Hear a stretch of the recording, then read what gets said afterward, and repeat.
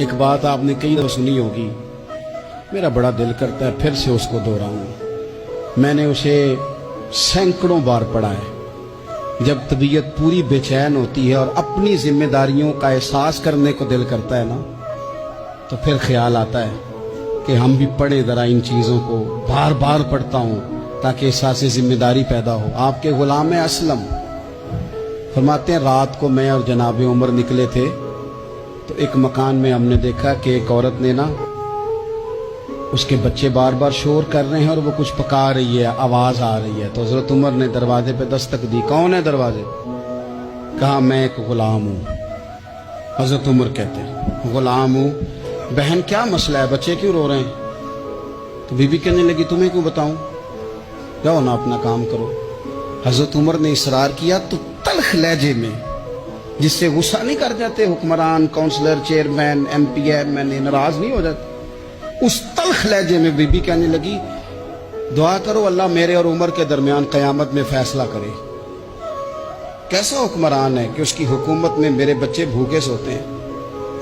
یہ میں نے پانی میں روڑے ڈال کے چڑھائے ہیں، لیکن یہ پیٹ کی بھوک یہ بڑی ڈاڈی ہوتی ہے، یہ نیند بھی نہیں آنے دیتی۔ خیال تھا رو دو کے سو جائیں گے، پر سو بھی نہیں رہے۔ حضرت فاروق اعظم دوڑے گئے، گھر سے سامان، اناج، غلہ کندھے پہ رکھا۔ خادم کہتے میں نے کہا کہ مجھے دے دے۔ فرمانے لگے چل تو وعدہ کرنا قیامت میں بھی میرے بوجھ اٹھائے گا۔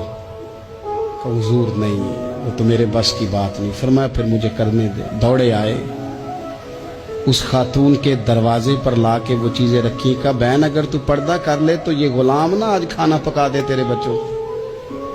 پھر وہ گھی چڑھا کے، چینی ڈال کے، کچھ سامان پکتا تھا وہ کھانا پکایا۔ غلام کہتے ہیں جب پھونکے مارتے تھے تو داڑھی سے دھواں نکلتا تھا، آگ جلاتے تھے دھواں نکلتا، پھر کھانا پکایا، پھر ان بچوں کو کھلایا۔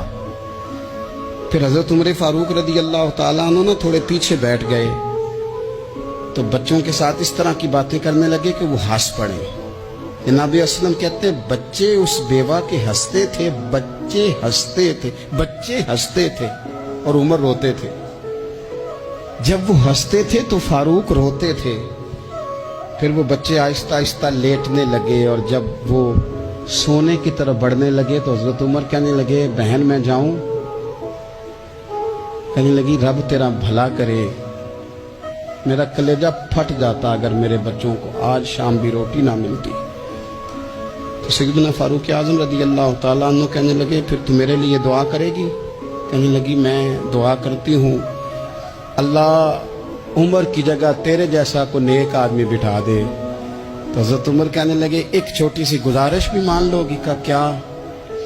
فرمانے لگے کوئی یہ میری خدمت اگر پسند آئی ہے تو عمر کو معاف نہیں کر دیتی؟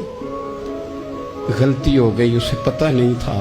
اپنے منہ سے کہنے لگے سیانا بھی نہیں، باشعور بھی نہیں، اسے چاہیے تھا خلافت کی ذمہ داریاں نہ لیتا۔